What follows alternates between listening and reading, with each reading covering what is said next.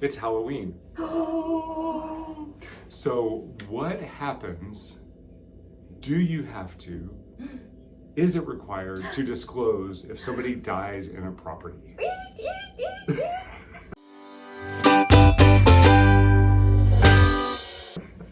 All right, so is it required in the state of Virginia? I'm going to read to you the exact language, okay? And keep in mind, it's long. And I printed it very small. And this is exact language from Google AI. The short answer is no, but here is the long answer. Yes. Okay, go And for this it. is, we're going to be able to look at this and know my age because I'm Yes. not reading it like this. And notice she is reading it because I don't have my glasses on. Okay. Okay. No, in fact, Virginia does not require realtors to disclose deaths that occurred on a property, including suicides, murders, felonies, unless the felony was the manufacture of methamphetamines, baby. If you get the methamphetamines going on in there, you've got to disclose that shit. Meth and amphetamines, you are in trouble. You cannot have a meth lab, you have to disclose that. That is a material defect because it's toxic. If you're toxic. going to have a meth lab, be sure to disclose that.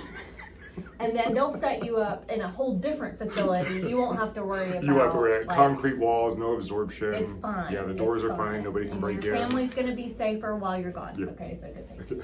Okay, this is because Virginia is a buyer beware state, and sellers are only required to disclose material defects or violations of the building code or meth labs. Yep. Oh my gosh, how rude of me. Forget me, my pocket is making a rude noise. Okay, sorry about that, baby. Okay, however, if a buyer asks the property about the property's history, the seller is legally required to be truthful.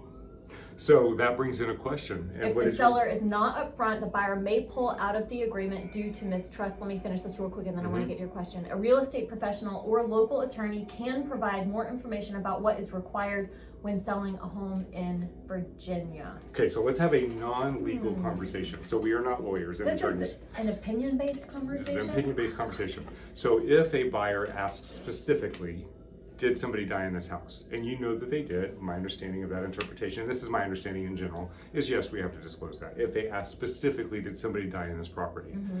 But if they say, is there anything I need to know about this property? That's vague. I mean, how do we know what someone needs to know? Yeah. If I ask that question, I need to know. But I'll look on if like our houses were on old burial grounds or I research it myself as much as possible because it does matter to me. Yeah. So I've asked before, I've said, were there deaths? Were there murders? Were there this? Was there an abusive thing? I like get so crazy in my questions to the point that it's probably ridiculous and annoying, but so do that if it matters to you. Yeah, I would ask directly if it matters. And if somebody asks directly, then yeah, you've got to disclose it. Because you have to be honest. You have to provide that honesty. Would you ask? Would it matter to you? It wouldn't matter to me. No, unless I had a creepy feeling when I was inside, but it wouldn't matter to me. Why? Because like, what if the creepy feeling doesn't happen until after you've moved in? Well, I don't watch the same movies you do as much as you do. I do watch the same movies, but not as often. All right. Anyway, happy Halloween, everybody. Hey, if you want a good Halloween movie list, I'm your girl. I'll send you one. That's right. Just reach out, text Kelly or call Kelly or email Kelly and she'll send it to you. Okay. I